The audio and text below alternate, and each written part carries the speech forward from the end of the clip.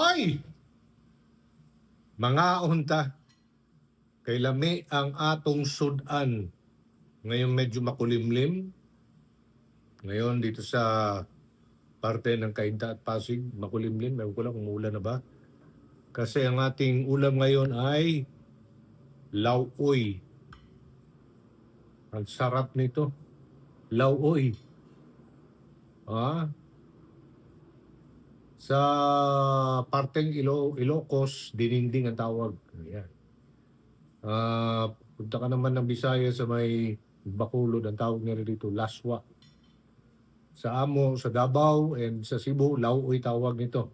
Meron itong talong, malunggay, alabasa, okra, at pinalagyan ko rin ng sayote at merong tanglad.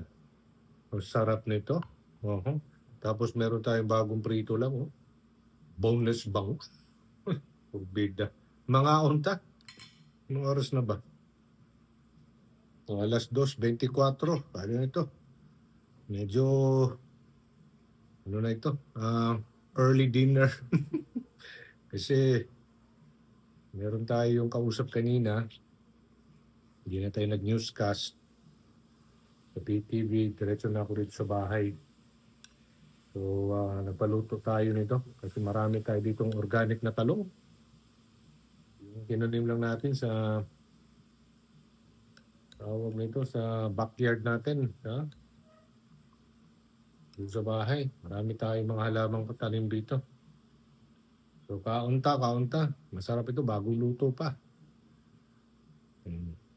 Puro gulay ito, ha. Puro gulay lahat to. Uy, meron pa palang luya to. Ayan. So, dito na naman ang aking Baba Bibi. Tingin ka lang dyan, ha. Napakali itong mga fur babies natin. Yan, kaunta. Hop.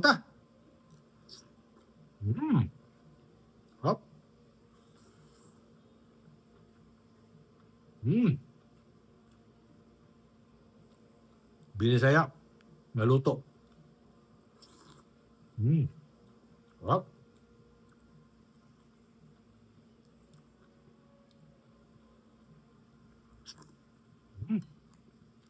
Kaunta.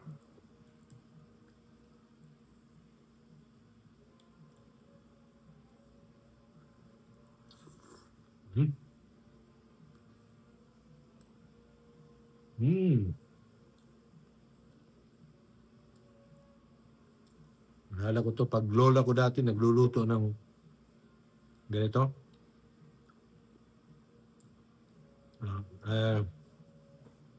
Yung kuwang-kuwa, yung lasa. Naalala ko to yung lola ko. Davao. Nagluto ng lauoy yun.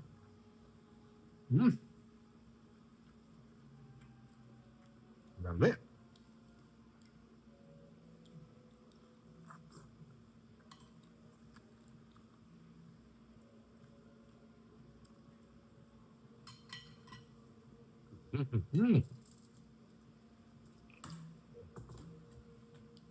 Tayo. Tayo pa na maraming gulay. Kaamo, ang tawag ng gulay ay utan. So, kain tayo ng utan. Yeah. Mga utanon. Mga gulay. Ang dami ditong sa bahay. Marami ho ditong kung saan lang tumutubo na malunggay. Pero meron din kaming tanim sa bakuran na malunggay. Harap.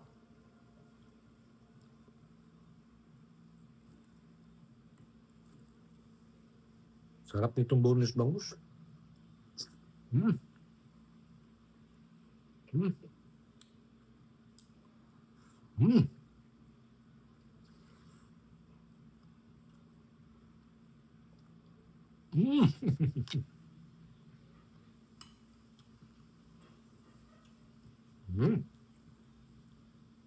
Mga Lodi, kain tayo, ha? Ang ating lauoy. Ang atong ulam, sudan ngayon. Good health always, mga kabirada.